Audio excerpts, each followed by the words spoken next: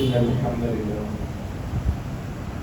نحمده ونستعينه ونستغفره ونستهديه ونؤمن به ونتوكل عليه ونتوب إليه ونعوذ بالله من شرور أنفسنا ومن سيئات أعمالنا من يهده الله فلا مضل له ومن يضلل فلا هادي له وأشهد أن لا إله إلا الله وحده لا شريك له وأشهد أن محمدا عبده ورسوله أرسله بشيرا ونذيرا وداعيا إلى الله بإذنه وسراجا منيرا اللهم صل على محمد وعلى آل محمد كما صليت على إبراهيم وعلى آل إبراهيم إنك حميد مجيد اللهم بارك على محمد وعلى آل محمد كما باركت على إبراهيم وعلى آل إبراهيم إنك حميد مجيد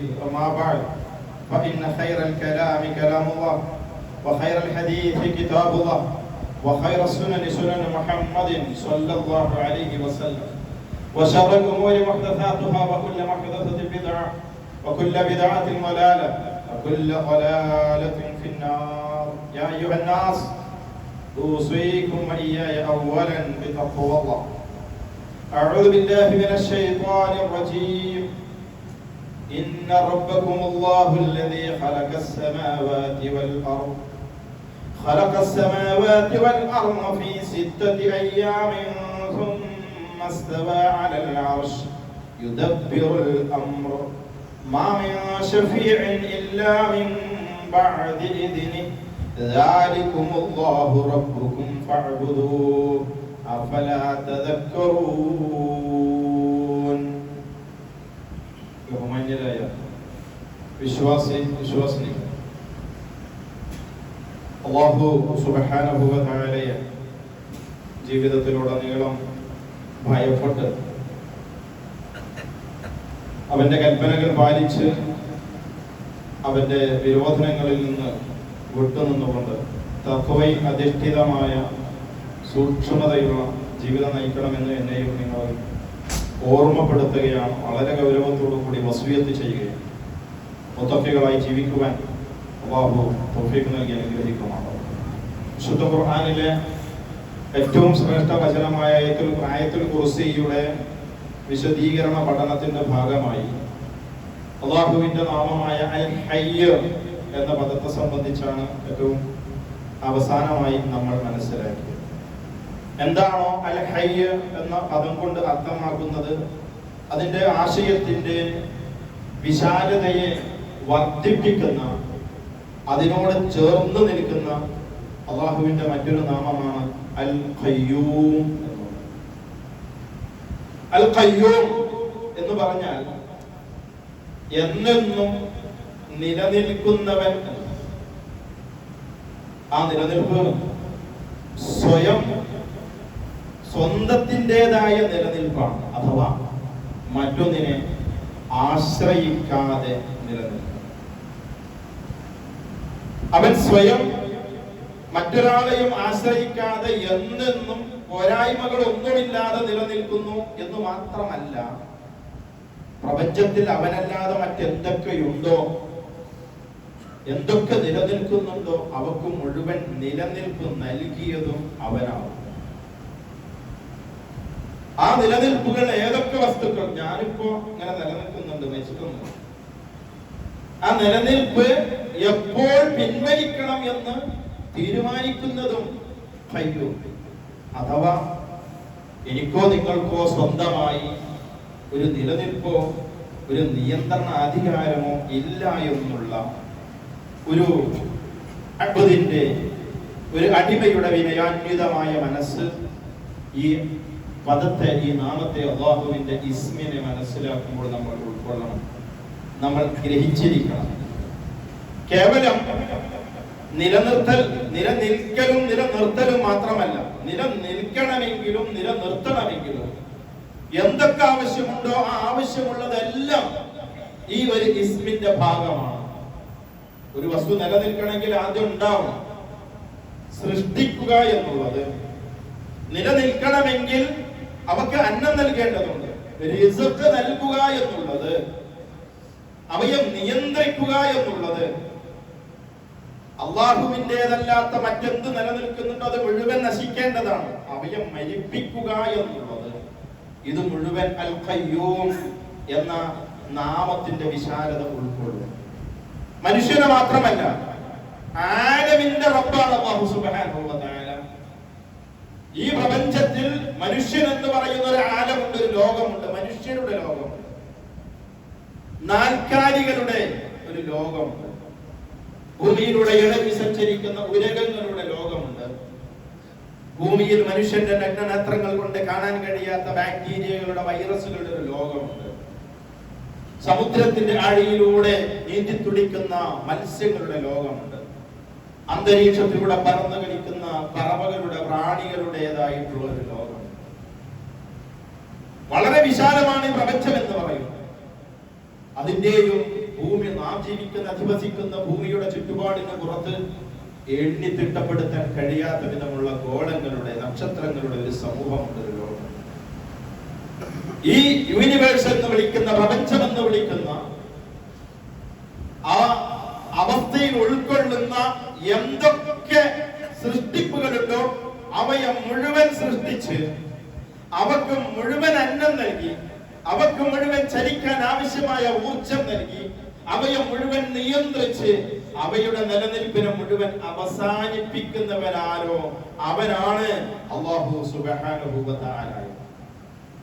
എല്ലാറ്റിന്റെ മേലും അധികാരമുള്ളവൻ എന്ന അർത്ഥമുണ്ട് അൽ ഖയ്യൂം എന്ന പദത്തിന്. എല്ലാറ്റിന്റെയും സംരക്ഷണത്തിന് വേണ്ടി നിലകൊള്ളുന്നവൻ എന്ന അർത്ഥമുണ്ട് ആ പദത്തിന്. താൻ എന്തൊക്കെ സൃഷ്ടിച്ച് എന്തിനെയൊക്കെ നിയന്ത്രിച്ചു കൊണ്ടിരിക്കുന്നുവോ അവയെ മുഴുവൻ ചോദ്യം ചെയ്യാനുള്ള അധികാരമുള്ളവനാണ് അൽ ഖയ്യൂം എന്ന് ആ പദത്തിന്റെ വിശാലതയിൽ, അതിന്റെ അർത്ഥത്തിൽ ഉൾക്കൊള്ളും. വിശുദ്ധ ഖുർആനിന്റെ ഒട്ടനവധി വചനങ്ങൾ ഈ ആശയം നമ്മെ പഠിപ്പിക്കുന്നതാണ്. സൂറത്ത് യൂനുസിന്റെ പ്രാരംഭ ഭാഗത്ത് 3-ാമത്തെ ആയത്തിൽ അല്ലാഹു പറയുന്നു, ഇന്ന റബ്ബക്കും അല്ലാഹ്, തീർച്ചയായും നിങ്ങളുടെ റബ്ബ് അല്ലാഹു ആകുന്നു. ആരാണവൻ? അല്ലദീ ഖലഖസ് സമാവാതി വൽ അർദ് ഫീ സിത്തതി അയ്യാം, 6 ഘട്ടങ്ങളിലായിക്കൊണ്ട്, 6 സന്ദർഭങ്ങളിലായിക്കൊണ്ട് ആകാശങ്ങളെയും ഭൂമിയെയും സൃഷ്ടിച്ചത് അവനാണ്. എല്ലാം പെട്ടു അതില്. ആകാശവും പെട്ടു, ഭൂമിയും പെട്ടു, പ്രപഞ്ചം മൊത്തം പെട്ടു. 6 വ്യത്യസ്തങ്ങളായ ഘട്ടങ്ങളായിക്കൊണ്ട് അവക്ക് സൃഷ്ടിപ്പ് നൽകി. എന്നിട്ട് കാര്യങ്ങളെ നിയന്ത്രിച്ചുകൊണ്ട് അവൻ അവന്റെ അർശിൽ ഇസ്തിവാ ചെയ്തിരിക്കുന്നു. എല്ലാറ്റിന്റെയും സൃഷ്ടിപ്പ് പൂർത്തിയാക്കി അവൻ ഇസ്തിവായിലാണുള്ളത്, അവൻ അർശിലാണ്. മാ മിൻ ശഫീഇൻ ഇല്ലാ മിൻ ബഅദി ഇദ്നിഹി, അവന്റെ അനുവാദത്തിനു ശേഷമല്ലാതെ അവന്റെ അടുക്കൽ നിന്ന് ശുപാർശ പറയാൻ ആരുണ്ട്? ആരുമില്ല. ആളുകൾക്ക് നിലനിൽപ്പുണ്ട്, അധികാരമുണ്ട്, ജീവനുണ്ട്, സ്വാധീനമുണ്ട്. റബ്ബിന്റെ അടുക്കൽ നിന്ന് ശുപാർശ പറയാനുള്ള കേൾപ്പ്, അതിന്റെ സ്വാധീനം ആർക്കുമില്ലാത്ത വിധം അവന്റെ മുഴുവൻ സൃഷ്ടികളും നിസ്സാരന്മാരാണ് എന്നാണ്. ഈ ഒരു തത്വത്തെ പറഞ്ഞുകൊണ്ട് പിന്നെ റബ്ബ് പറയുന്ന വാചകം,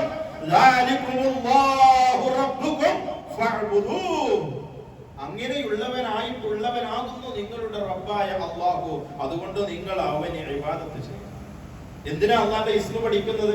ആ അള്ളാനെ ശരിക്കും നന്നായി അറിഞ്ഞ് അവനിലേക്കുള്ള സാമീപ്യത്തെ, അവനിലേക്കുള്ള ഇബാദത്തിനെ വർദ്ധിപ്പിക്കുന്നതിന് വേണ്ടി, ഖാലിഖിനെ അറിഞ്ഞ്, മുദബ്ബിറിനെ അറിഞ്ഞ്, ഞാൻ ആരുമല്ലെന്നറിഞ്ഞ്, പ്രാർത്ഥന കൊണ്ട്, ഇബാദത്തുകൾ കൊണ്ട്, ദിക്റുകൾ കൊണ്ട് അവന്റെ അടുക്കലേക്ക് സാമീപ്യത്തെ വർദ്ധിപ്പിക്കുന്നതിന് വേണ്ടി ആയത്തിനെ അല്ലാഹു അവസാനിപ്പിക്കുന്നത് അഫലാ തദക്കറൂൻ, നിങ്ങൾ ചിന്തിച്ചു മനസ്സിലാക്കുന്നില്ല. മനുഷ്യ ഭൂമിയിലൂടെ ഇങ്ങനെ ജീവിച്ചു പോകുമ്പോ അവന്റെ കൈവശം അവനിങ്ങനെ ആരോഗ്യമൊക്കെ ഉണ്ട്, അത്യാവശ്യം സമ്പത്തൊക്കെ ഉണ്ട്, അത്യാവശ്യം സ്വാധീനമൊക്കെ ഉണ്ട്, അധികാരമൊക്കെ ഉണ്ടെങ്കിൽ മനുഷ്യനിങ്ങനെ എന്തൊക്കെയാ തോന്നിപ്പോവുക. ആ തോന്നിപ്പോകാതിരിക്കാൻ വേണ്ടിയിട്ടാണ് അല്ലാഹ് ഖയ്യൂമാണ് എന്ന് അറിയണം.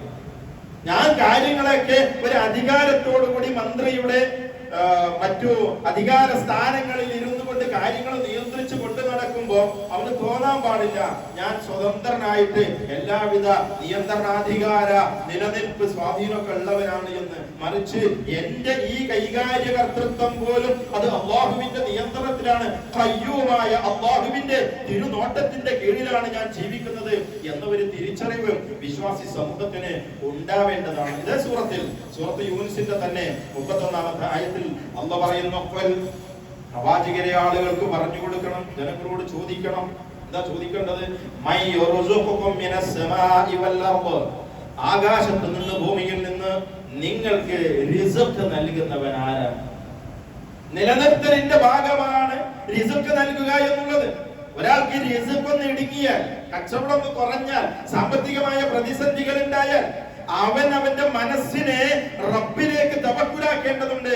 കാരണം ആകാശത്തു നിന്നും ഭൂമിയിൽ നിന്നും റിസ്ക് നൽകുന്ന ഖയ്യൂമായിട്ടുള്ള അല്ലാഹുവിന്റെ നിയന്ത്രണത്തിലാണ് ഞാൻ ജീവിക്കുന്നത് എന്ന ഒരു ബോധം അവനിൽ ഉണ്ടായി തീരണം.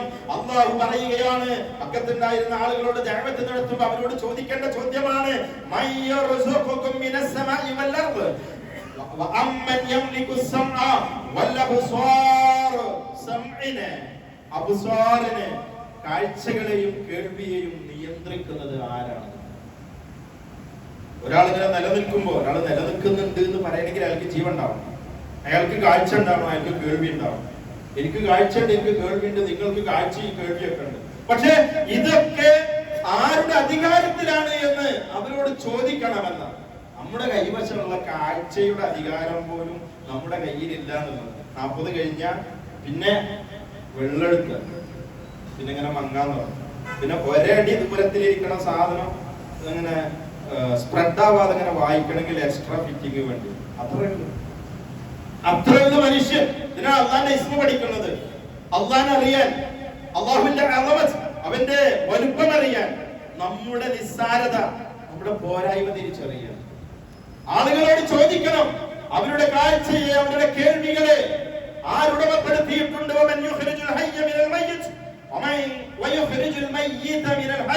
ജീവനുള്ളതിൽ നിന്ന് ജീവനില്ലാത്തതിന്, ജീവനില്ലാത്തതിൽ നിന്ന് ജീവനുള്ളതിനെ പുറത്തു കൊണ്ടുവരുന്നവൻ ആരാണ്? കാര്യങ്ങളെ നിയന്ത്രിച്ചയക്കുന്നവൻ ആരാ എന്നവരോട് ചോദിച്ചാൽ അവര് പറയും, മക്കത്തെ മുശ്രിക്ക് പറഞ്ഞിരുന്നു അള്ളയാണ് എന്ന്. എന്നിട്ടും നിങ്ങൾ സൂക്ഷ്മത പാലിക്കുന്നില്ലേ എന്നാണ്. എന്തേ കാരണം? തൊട്ടു മുമ്പുള്ള ആയത്തിൽ പറഞ്ഞു, യൂനുസിലെ 3-ാമത്തെ ആയത്തില് ഈ അള്ളയാണ് സൃഷ്ടാവെന്ന് പറഞ്ഞ്, അവനാണ് നിയന്താവെന്ന് പറഞ്ഞ് അവനെ ഇബാദത്ത് ചെയ്യണമെന്ന് പറഞ്ഞു. അതിലേക്ക് ബന്ധിപ്പിച്ചതാ. ആ ഇബാദത്തിന്റെ വിഷയത്തിൽ മക്കത്തുള്ള ആളുകൾ സൂക്ഷ്മത പാലിക്കുന്നില്ല. അവന്റെ ഇബാദത്തും അവന്റെ ദുആഉം അവന്റെ തവക്കുലും റബ്ബല്ലാത്ത ആളുകളോടാണ്. അത് ലാത്തയുടെയും ഉസ്സയുടെയും ഹുബലിന്റെയും മനാസിന്റെയും മുമ്പിലാണ്. അത് ഇബ്രാഹിം നബിയുടെയും ഇസ്മായിൽ നബിയുടെയും വിഗ്രഹങ്ങൾക്ക് മുൻപിലാണ്. അവരുടെ പ്രാർത്ഥനകളും നിവേദ്യങ്ങളും ഖബറുകളുടെ മഖാമുകളുടെ മുമ്പിലാണ്. പക്ഷേ എന്തുകൊണ്ട് നിങ്ങൾ സൂക്ഷ്മത പാലിക്കുന്നില്ല? ഇതൊക്കെ നിങ്ങൾക്ക് നൽകിയത്, നിങ്ങളുടെ കാഴ്ചയെ, നിങ്ങളുടെ കേൾവിയെ നിയന്ത്രിക്കുന്നവൻ, നിങ്ങളെ മരിപ്പിക്കുന്നവൻ, നിങ്ങളെ ജീവിപ്പിക്കുന്നവൻ, നിങ്ങൾക്ക് റിസ്ക് നൽകുന്നവൻ ഒക്കെ അള്ളയല്ലേ എന്ന് ചോദിച്ചാൽ അള്ളയാണെന്ന് പറഞ്ഞിട്ടും അവര് വീഴ്ച വരുത്തിയിരുന്നു എന്നാണ്. അതായത് നമ്മൾ മനസ്സിലാക്കേണ്ടത്, വീഴ്ച വരുത്താൻ പാടില്ല, തൗഹീദിൽ നിന്ന് പഴക്കാൻ പാടില്ല, പ്രാർത്ഥന വഴിമാറി പോകാൻ പാടില്ല. സൂറത്തുൽ റഅദിന്റെ പ്രാരംഭ ഭാഗത്തിൽ 2-ാമത്തെ ആയത്തിൽ അല്ലാഹു പറയുന്നു, അല്ലാഹുല്ലദീ റഫഅ അസ്സമാവാതി ബിഗൈരി അമദിൻ തറൗനഹാ. നിങ്ങൾക്ക് കാണാൻ കഴിയുന്ന സ്തംഭങ്ങൾ, സ്തൂപങ്ങൾ, പില്ലറുകളൊന്നും ഇല്ലാതെ ആകാശങ്ങളെ ഉയർത്തി നിർത്തിയവനാണ് അല്ലാഹു സുബ്ഹാനഹു വ തആല. തുമ്മസ്തവ അലൽ അർശ്, എന്നിട്ട് അവൻ അവന്റെ അർശിൽ ഇസ്തിവാ ചെയ്തിരിക്കുന്നു. വസഖറ അശ്ശംസ വൽ ഖമറ, അവൻ സൂര്യനെയും ചന്ദ്രനെയും അവൻ കീഴ്പ്പെടുത്തിയിരിക്കുന്നു. നമ്മൾ നിലനിൽക്കുന്നുണ്ട് അല്ലേ? ഇങ്ങനെ നിലനിൽപ്പ്, അങ്ങനെ രാവും പകലും മാറുന്നുകൊണ്ടുള്ള നിലനിൽപ്പ്, അത് ശ്വസിക്കാനുള്ള വായു കിട്ടുന്നുകൊണ്ടുള്ള നിലനിൽപ്പാണ്. ആ നിലനിൽപ്പ് രാവും പകലും മാറി മാറി വരുന്നത് അത് സൂര്യന്റെ കറക്കവും ഭൂമിയുടെ കറക്കവും അനുസരിച്ചുകൊണ്ടാണ്. അതിനെ അങ്ങനെ കറക്കാൻ മാത്രം നിയന്ത്രിച്ച് കീഴ്പ്പെടുത്തിയവൻ അള്ളയാണെന്ന് പറയും.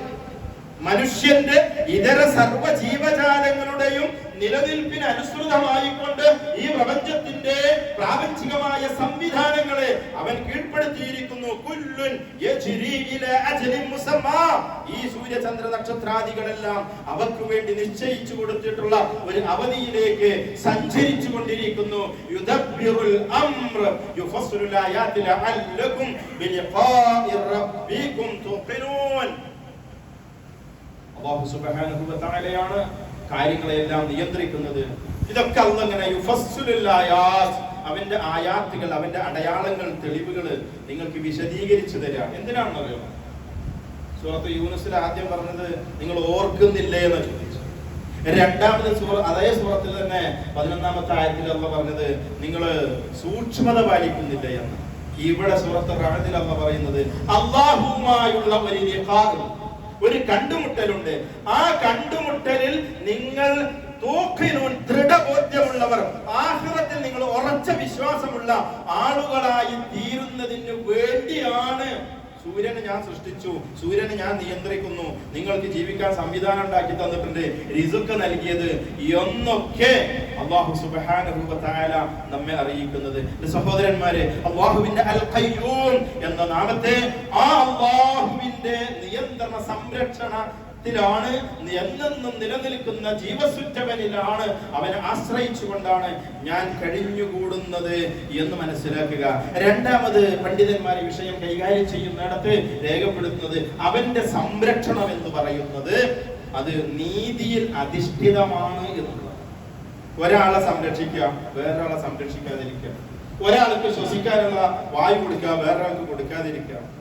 ആളുകൾക്കിടയിൽ അനീതി കാണിക്കുക. അവന്റെ വിചാരണ ചെയ്യും എന്നുള്ളത് അവന്റെ ഖവാമിയത്തിന്റെ ഭാഗമാണ്.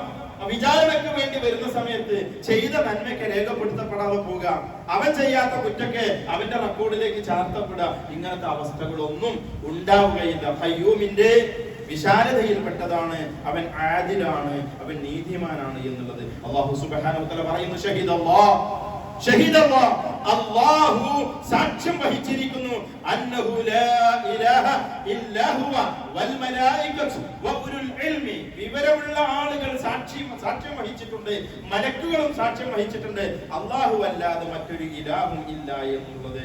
ഖായിമൻ ബിൽ ഖിസ്ത്, ഖായിമൻ ബിൽ ഖിസ്ത്, അവൻ നീതി നിർവഹിക്കുന്നവനാണ്, നീതി നിർവഹിക്കുന്നവനത്രേ.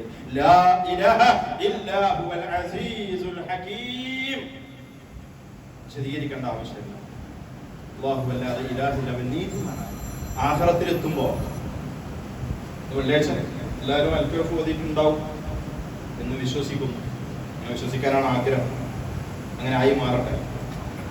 ആയത്തുൽ കുർസിയിലൊരു അൽക്കഫിലൊരു ആയത്ത് 49-ാമത്തെ ആയത്ത്, വഉദിഅൽ കിതാബ് فترى المجرمين مشفقين مما فيه ويقولون يا ويلتنا ما لهذا الكتاب لا يغادر صغيرة ولا كبيرة إلا أحصاها فوجدوا ما عملوا حاضرا ولا يظلم ربك أحدا.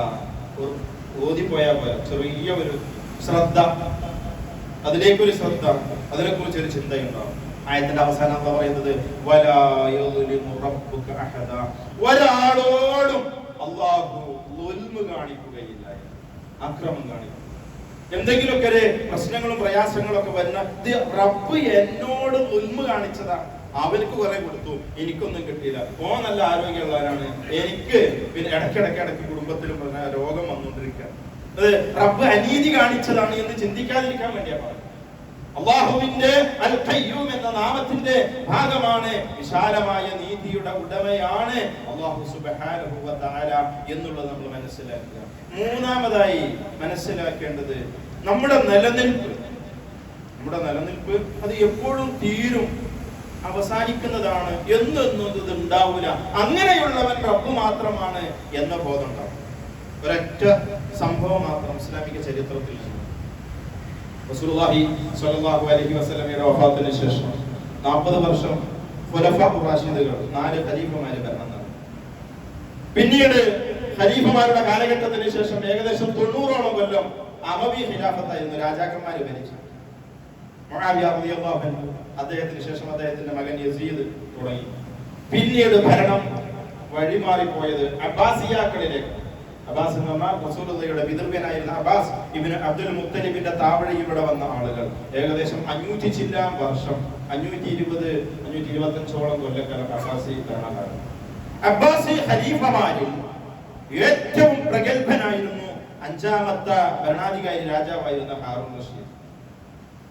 അദ്ദേഹത്തിന്റെ വഫാത്ത് സംഭവിക്കുന്നത് 44ാമത്തെ വയസ്സിൽ.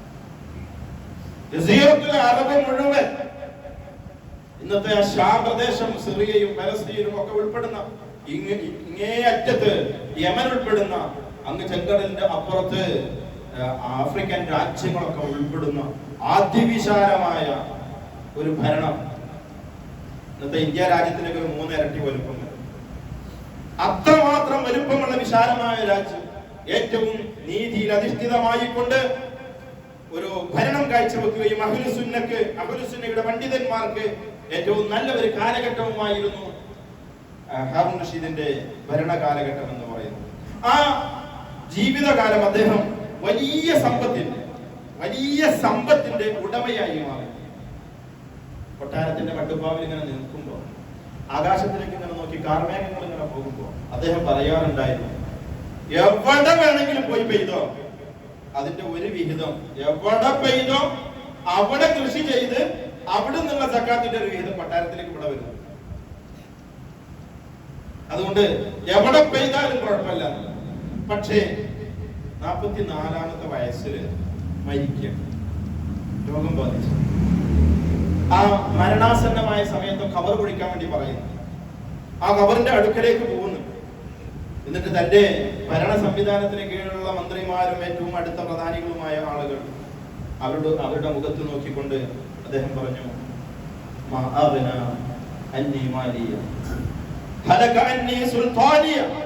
എന്റെ സമ്പത്തൊന്നും എനിക്ക് ഉപകാരപ്പെട്ടില്ല, എന്റെ അധികാരം എനിക്ക് യാതൊരു ഉപകാരം ഉണ്ടായി. കേവലം ഒരു രാജാവിന്റെ സ്ഥാനം ഉണ്ടായത് കൊണ്ട് ആ 44 വയസ്സിന്ന് ഒരു 45 വയസ്സായിട്ടൊന്ന് നിലനിൽപ്പിനൊന്ന് വർദ്ധിപ്പിക്കാൻ, ലോക പ്രശസ്തരായ നാഗരികതയുടെ വികസനത്തിന്റെ രാഷ്ട്രത്തിന്റെ അടിസ്ഥാനപരമായ ഊടുംപാവും നെയ്തെടുത്ത പ്രഗത്ഭനായ ഭരണാധികാരി ഹാറൂൻ റഷീദിന് ആയുസിന്റെ മുകളിൽ എന്തെങ്കിലും ഒരു ചെറിയ കളി കളിക്കാൻ സാധിച്ചിട്ടില്ല. അള്ളാഹുവിന്റെ കവാമിയത്ത് പഠിക്കുമ്പോ ഞാനിത് 44-45 പോകുമെന്നുള്ളൊരു തിരിച്ചറിവ് ഉണ്ടാവേണ്ടത്, റബ്ബിന്റെ നാമം പഠിക്കുമ്പോൾ ഉണ്ടാവേണ്ടത്. തന്റെ ജനങ്ങളോട് എന്ന് പറഞ്ഞു കഴിഞ്ഞതിന് ശേഷം പിന്നെ അദ്ദേഹം ആകാശത്തിലേക്ക് ഇങ്ങനെ നോക്കുക. എന്നിട്ട് വാനത്തേക്ക് നോക്കിക്കൊണ്ട് അദ്ദേഹം പാടി, ഒരു മുൽക്കും ഒരധികാരവും ഒരു രാഷ്ട്രവും അതിന് ശാശ്വതത്വമില്ല, അത് നിലനിൽക്കുന്നതല്ല. അതുകൊണ്ട്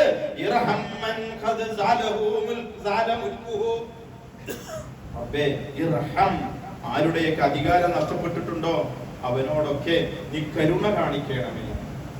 അള്ളാഹുവിന്റെ ബോധമുള്ള ഒരു വിശ്വാസി അള്ളാഹുവിന്റെ റഹ്മത്തിന് വേണ്ടി തേടണമെന്ന പാഠമാണ് ഹാറൂൻ റഷീദിന്റെ മരണാസന്നമായ ഘട്ടത്തിലുള്ള വചനങ്ങൾ നമ്മൾ മനസ്സിലാക്കേണ്ടത്.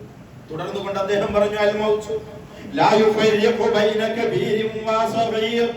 അൽ മൗത്ത് ലാ യുഫരിഖ്, മരണത്തിന് ഒരു വേർതിരിവില്ല. അവൻ കബീറാണ്, സഗീറാണ്, ചെറിയോനാണ്, വലിയോനാണ് എന്ന, പ്രായം കുറഞ്ഞവനാണ്, കൂടിയവനാണ് എന്ന് വേർതിരിവൊന്നും മരണത്തിനില്ല. വലാ ഗനിയ്യും വലാ ഫഖീർ, ധനികനെന്നോ ദരിദ്രനെന്നോ എന്നൊരു വേർതിരിവ് മരണത്തിനില്ല. വലാ അബ്ദിൻ വ അമീർ, അബ്ദ് അവൻ അടിമയാണോ ഉടമയാണോ യജമാനനാണോ പണിക്കാരനാണോ എന്ന വേർതിരിവൊന്നും മരണത്തിനില്ല. എന്റെ അവസ്ഥ ഹാറൂൻ റഷീദിന്റെ അവസ്ഥയും അതുതന്നെയാണ് എന്ന് പറഞ്ഞുകൊണ്ടായിരുന്നു അദ്ദേഹം ഈ ലോകത്തുനിന്ന് വിടവാങ്ങിയത്. ഈ പാഠം പഠിക്കുമ്പോൾ, ഈ നാമം പഠിക്കുമ്പോൾ മനസ്സിലാക്കേണ്ട മറ്റൊരു പോയിന്റ്, വലിയ വലിയ പ്ലാനിങ്ങുകൾ ആളുകൾ നടത്തും. വലിയ പ്ലാനിങ്ങുകൾ ഇവരൊന്നും നിയന്ത്രിച്ച് കൊണ്ട് നടന്ന് ജീവനോടതൊക്കെ ഹാൻഡിൽ ചെയ്യാൻ കഴിയും എന്നുള്ള നിലക്കുള്ള പ്ലാനിങ്ങാണ്. ആ പ്ലാനിങ്ങിൽ വമ്പൻ പരാജയം സംഭവിച്ച വ്യക്തിയാണ് ഹാറൂൻ റഷീദ്. അദ്ദേഹം മരണത്തിനും ഒരു വസിയത്ത് എഴുതി. 14 കുട്ടികളുണ്ടായിരുന്നു. ഈ 14 കുട്ടികളിൽ എന്റെ മുക്തപുത്രനായ അമീൻ അവനായിരിക്കണം എനിക്ക് ശേഷം 1ാമത്തെ രാജാവ്. എന്റെ കാലം കഴിഞ്ഞാൽ അടുത്ത എന്റെ മകനായ മഅ്മൂൻ അവനായിരിക്കണം അടുത്ത രാജാവ്.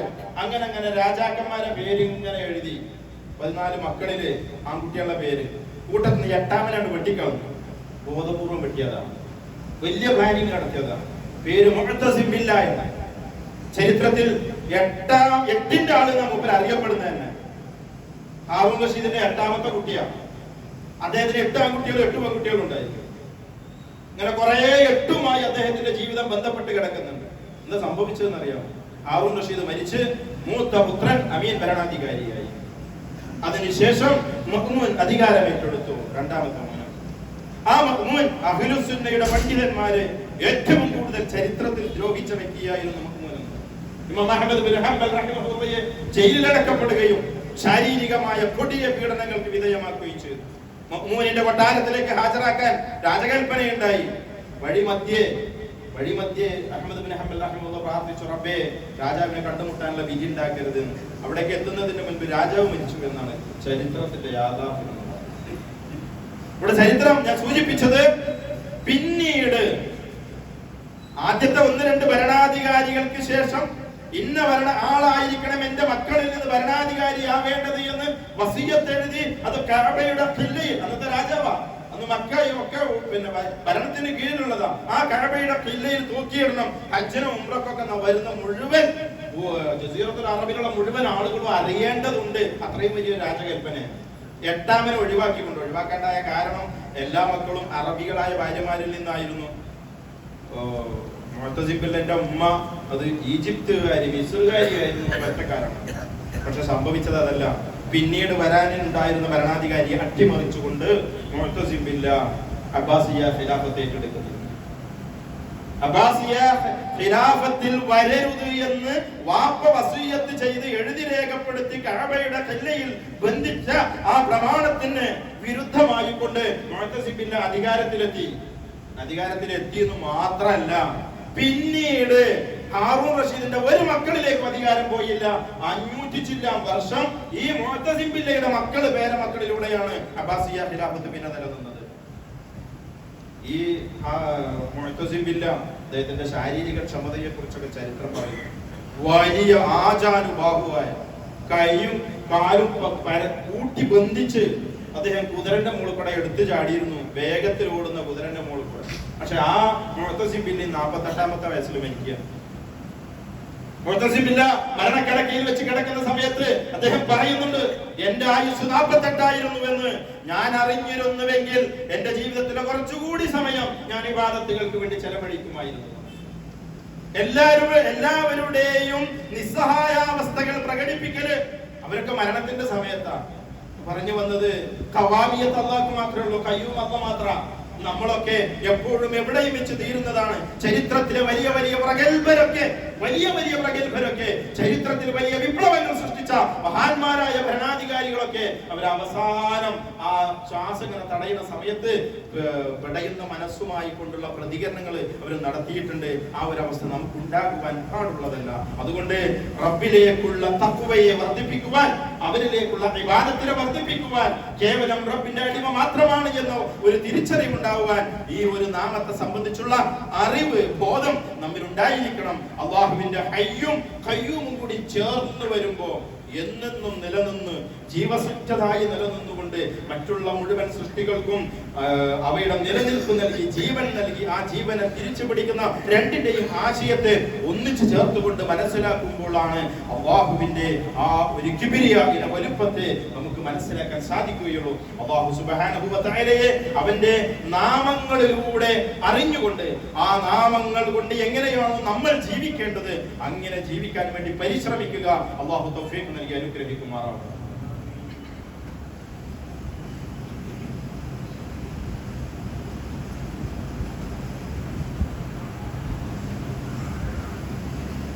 الحمد لله حمدا كثيرا طيبا مباركا فيه كما ربنا ويرضى. الصلاة والسلام الأتمان الأكملان خاتم الأنبياء والمرسلين محمد آله وصحبه أجمعين. أما بعد يا أيها الناس أوصيكم وإياي ثانيا بتقوى الله. പ്രിയമുള്ള സഹോദരന്മാരെ, അല്ലാഹുവിനെ സൂക്ഷിച്ച് ജീവിക്കണമെന്ന് ഒരിക്കൽ കൂടി ഓർമ്മപ്പെടുത്തുന്നു. അല്ലാഹുവിന്റെ അസ്മാഉകൾ മനസ്സിലാക്കുമ്പോൾ അതിൽ സുപ്രധാനമായ ഒരു കാര്യമാണ് ആ അസ്മാകളെ മുൻനിർത്തിക്കൊണ്ട് പ്രാർത്ഥിക്കുക. അല്ലാഹ് റഹ്മാനാന്ന് മനസ്സിലാക്കിയാൽ യാ റഹ്മാൻ ഇർഹംനി എന്ന് പ്രാർത്ഥിക്കുന്ന ഒരു അവസ്ഥ, ഒരു സ്വഭാവം നമ്മളിൽ ഉണ്ടാകും. അതിനാണ് അസ്മാ കൊണ്ട് 3 കാര്യങ്ങൾ ചെയ്യണമെന്ന് തുടക്കത്തിൽ മുമ്പ് എന്റെ പ്രാഥമികമായ ഘട്ടത്തിൽ സൂചിപ്പിച്ചു. ഈ ഹയ്യും ഖയ്യൂമും പരാമർശിതമാകുന്ന പല പ്രാർത്ഥനകൾ ഹദീസുകളിൽ കാണാൻ സാധിക്കും. ഒന്ന്, ഖുതുബകൾ തുടങ്ങുന്ന സമയത്ത് നമ്മൾ ഇതിന്റെ ഫളായിൽ പറഞ്ഞിട്ടുണ്ട്, രാത്രി ഉറക്കിലേക്ക് പോകുമ്പോൾ ആയത്തുൽ കുർസി പാരായണം ചെയ്യണം. അവിടെ ആയത്തുൽ കുർസി തുടങ്ങുന്നത് അല്ലാഹു ലാ ഇലാഹ ഇല്ലാ ഹുവൽ ഹയ്യുൽ ഖയ്യൂം. ഇമാം അബൂ ദാവൂദ് രേഖപ്പെടുത്തുന്ന മറ്റൊരു ഹദീസ്, മൻ ഖാല അസ്തഗ്ഫിറുല്ലാഹ അല്ലദീ ലാ ഇലാഹ ഇല്ലാ ഹുവൽ ഹയ്യുൽ ഖയ്യൂം വഅതൂബു ഇലൈഹി. ഒരാൾ ദുആ ചെയ്യുക, അസ്തഗ്ഫിറുല്ലാഹ്, അല്ലാഹുവേ എനിക്ക് നീ പുറത്തു തരണം. ആരാണ് അല്ലാഹ്? അല്ലദീ ലാ ഇലാഹ ഇല്ലാ ഹുവൽ ഹയ്യുൽ ഖയ്യൂം വഅതൂബു ഇലൈഹി എന്നൊരാൾ പറഞ്ഞാൽ അവന്റെ സർവമാന പാപങ്ങൾ, അത് എത്ര വലിയ ആധിക്യം ഉണ്ടായിരുന്നാലും ശരി, അവനെ പുറത്തു കൊടുക്കപ്പെടും എന്നുള്ളത്. ഇമാം നസായി രേഖപ്പെടുത്തുന്ന ഒരു ഹദീസ്, കുൻതു മഅ റസൂലില്ലാഹി സ്വല്ലല്ലാഹു അലൈഹി വസല്ലം ജാലിസൻ, ഞങ്ങൾ അനസ് ബിൻ മാലിക് റളിയല്ലാഹു അൻഹു പറയാണ്, ഞങ്ങൾ റസൂലിന്റെ കൂടെ ഇരിക്കുകയാണ്, പള്ളിയിലാണ്. ഇരിക്കുന്ന സമയത്ത് ഒരു വ്യക്തി വന്നിട്ട് അദ്ദേഹം നിസ്കരിക്കും. فلما ركع وسجد وتشهد دعا, അദ്ദേഹം റുക്കൂ ചെയ്തു, അദ്ദേഹം സുജൂദ് ചെയ്തു, അവസാനം തശഹുദിന് വേണ്ടി ഇരിക്കുക. ആ ഇരിക്കുന്ന സമയത്ത് ആ ഇരിപ്പിൽ ഇരുന്നിട്ട് അദ്ദേഹം ദുആ ചെയ്യാം. എന്താ ദുആ ചെയ്യുന്നത്? وقال في دعائه اللهم إني أسألك بأن لك الحمد لا إله إلا أنت المنان بديع السماوات والأرض يا ذا الجلال والإكرام يا حي يا قيوم إني أسألك. അള്ളാഹനെ ഇങ്ങനെ പുകഴ്ത്തുകയാണ്, അല്ലാഹുവേ നീ അല്ലാതെ ഇലാഹില്ല, നീ മന്നാനാകുന്നു, നീ ബദീഉസ് സമാവാതി വൽ അർദ്, ആകാശഭൂമികളെ സൃഷ്ടിച്ചവനാകുന്നു, നീ ജലാലും ഇക്റാമും ഉള്ളവനാകുന്നു, നീ ഹയ്യും നീ ഖയ്യൂമുമാകുന്നു. അല്ലാഹുവിനെ ആദ്യം പുകഴ്ത്തിക്കൊണ്ട് അല്ലാഹുമ്മ ഇന്നി അസ്അലുക എന്ന് പറഞ്ഞ അദ്ദേഹം അദ്ദേഹത്തിന്റെ കാര്യങ്ങൾ പറയാം. ഇത് പറഞ്ഞത് കേട്ട സമയത്ത് നബി സല്ലല്ലാഹു അലൈഹി വസല്ലം യാ സ്വഹാബി, തന്റെ സഹാബത്തിനോട് റസൂലുള്ളാഹി പറഞ്ഞു, തദ്റൂന ബിമാ ദഅ, അദ്ദേഹം എന്താ ചോദിച്ചെന്ന് നിങ്ങൾക്കറിയോ? സഹാബത്ത് പറഞ്ഞു, അല്ലാഹു വറസൂലുഹു അലം, അല്ലാഹുവും റസൂലിനും അറിയാം. വല്ലദി നഫ്സി ബിയദി, റസൂലുള്ളാഹിയുടെ മറുപടി, എൻ്റെ നഫ്സ് ആരുടെ കയ്യിലാണോ അവൻ തന്നെയാണ് സത്യം. ലഖദ് ദഅ അല്ലാഹ്, അദ്ദേഹം അല്ലാഹുവിനോട് ചോദിച്ചിരിക്കുന്നു, ബിസ്മിഹിൽ അളീം, അല്ലാഹുവിന്റെ ഏറ്റവും അളീമായ നാമം കൊണ്ട്, യാ ഹയ്യു യാ ഖയ്യൂം എന്ന് വിളിച്ചുകൊണ്ട് തന്റെ കാര്യങ്ങൾ പറയുക എന്നത് അല്ലാഹുവിന്റെ ഏറ്റവും അളീമായ മഹത്വമേറിയ നാമം കൊണ്ടാണ് ചോദിച്ചത്. അല്ലദീ ഇദാ ദുഇയ ബിഹി അജാബ, അതുകൊണ്ട് എന്തെങ്കിലും പ്രാർത്ഥിച്ചാൽ അതിന് ഇജാബത്ത് ലഭിക്കും. വഇദാ സുഇല ബിഹി അഅതാ, ആ നാമത്തെ മുൻനിർത്തിക്കൊണ്ട് എന്തെങ്കിലും ചോദിച്ചാൽ അത് നൽകപ്പെടുന്നതാണ്. ഞാൻ വസിയത്ത് ചെയ്യുന്നു എന്റെ സഹോദരി സഹോദരങ്ങളോട്, അൽ ഹയ്യ് വൽ ഖയ്യൂം എന്ന നാമത്തെ മുൻനിർത്തിക്കൊണ്ട് പ്രാർത്ഥിക്കുന്ന ഒരു ശീലം നമ്മിൽ ഉണ്ടാക്കാൻ വേണ്ടി ശ്രമിക്കുക. ഇമാം തിർമിദി രേഖപ്പെടുത്തുന്ന മറ്റൊരു ഹദീസ് കാണാം. അനസ് ബിൻ മാലിക് റളിയല്ലാഹു അൻഹു പറയുന്നു, കാന നബി സ്വല്ലല്ലാഹു അലൈഹി വസല്ലം ഇദാ കറബഹു അംറുൻ, അല്ലാഹുവിന്റെ റസൂലിന് എന്തെങ്കിലുമൊക്കെ ചെറിയ പ്രയാസം ഉണ്ടായി കഴിഞ്ഞാൽ ഖാല റസൂലുള്ളാഹി പറയുമായിരുന്നു, യാ ഹയ്യു യാ ഖയ്യൂം ബിറഹ്മതിക അസ്തഗീസ്, ഹയ്യും ഖയ്യൂമുമായ അല്ലാഹുവേ നിന്റെ റഹ്മത്ത് കൊണ്ട് ഞാൻ സഹായം തേടുന്നു എന്നുള്ളത്.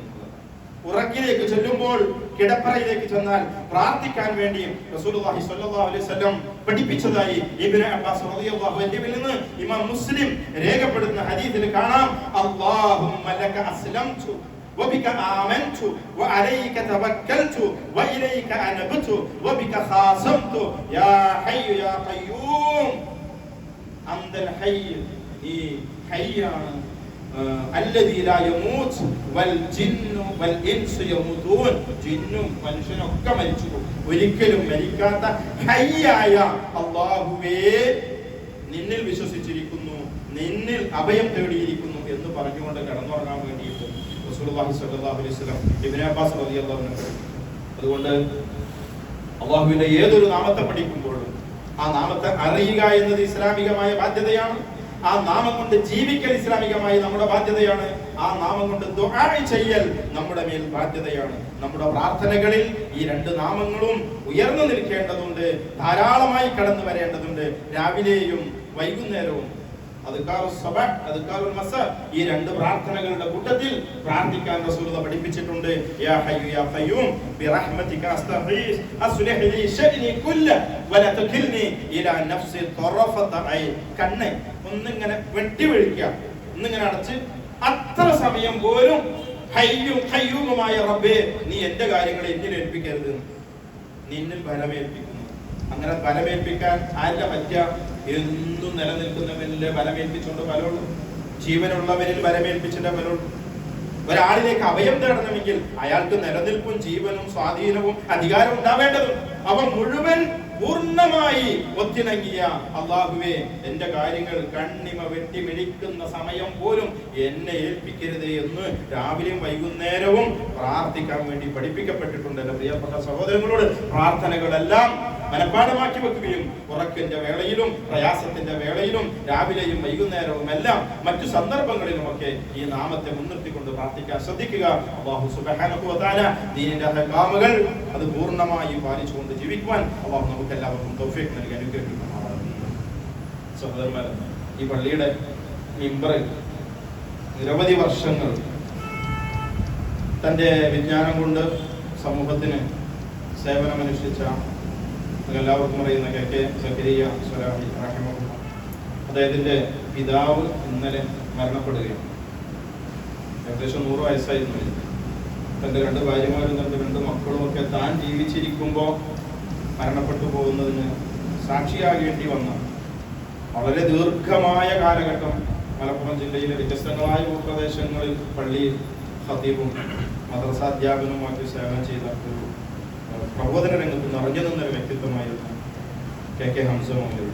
അല്ലാഹു സുബ്ഹാനഹു വ തആല മഹാന് എല്ലാവിധ മഗ്ഫിറത്ത് പ്രദാനം ചെയ്യുമാറാകട്ടെ. അദ്ദേഹത്തിന്റെ ഖബർ ജീവിതത്തെ അല്ലാഹു സുബ്ഹാനഹു വ തആല പ്രയാസരഹിതമായി എളുപ്പമുള്ളതാക്കി തീർക്കുമാറാകട്ടെ. ഹിസാബിനെ അല്ലാഹു എളുപ്പമാക്കി കൊടുക്കുകയും നരകത്തിൽ നിന്ന് മോചനം നൽകി സ്വർഗത്തിലെ ഉന്നതമായ ഭവനങ്ങളിൽ അല്ലാഹു പ്രവേശനം നൽകുകയും ചെയ്യുമാറാകട്ടെ. നമ്മെയും നമുക്ക് മുൻപ് മരണപ്പെട്ടു പോയ എല്ലാ ആളുകളെയും അല്ലാഹു സുബ്ഹാനഹു വ തആല പാപങ്ങൾ പൊറുക്കപ്പെട്ട് സ്വർഗ്ഗലോകത്ത് ഒരുമിച്ച് കൂട്ടുമാറാകട്ടെ. എന്തൊക്കെ പാപങ്ങൾ നമ്മുടെ എല്ലാവരുടെയും ഭാഗത്ത് വന്നു പോയിട്ടുണ്ടോ എല്ലാം അല്ലാഹു സുബ്ഹാനഹു വ തആല നമുക്ക് കൊടുത്ത് മാപ്പാക്കി തരുമാറാകട്ടെ. രോഗം കൊണ്ടും മറ്റു പല നിലക്കും പ്രയാസങ്ങൾ അനുഭവിക്കുന്ന ആളുകൾ എല്ലാവർക്കും അല്ലാഹു സുബ്ഹാനഹു വ തആല ആഫിയത്തിനെ, സൗഖ്യത്തെ, ആയുരാരോഗ്യത്തെ പ്രദാനം ചെയ്യുമാറാകട്ടെ. اللهم اغفر للمؤمنين والمؤمنات والمسلمين والمسلمات الأحياء منهم والأموات إنك مجيب دعوات يا قاضي الحاجات. اللهم أجرنا من النار، اللهم أجرنا من النار، اللهم أجرنا من النار، اللهم ادخلنا الجنة يا رب العالمين. ربنا آتنا في الدنيا حسنة وفي الآخرة حسنة وقنا عذاب النار. ربنا هب لنا من أزواجنا وذرياتنا قرة أعين واجعلنا للمتقين إماما. ربنا اغفر لنا ولإخواننا الذين سبقونا بالإيمان ولا تجعل في قلوبنا غلا للذين آمنوا ربنا إنك رؤوف رحيم. وصلى الله على محمد وسلم والحمد لله رب العالمين.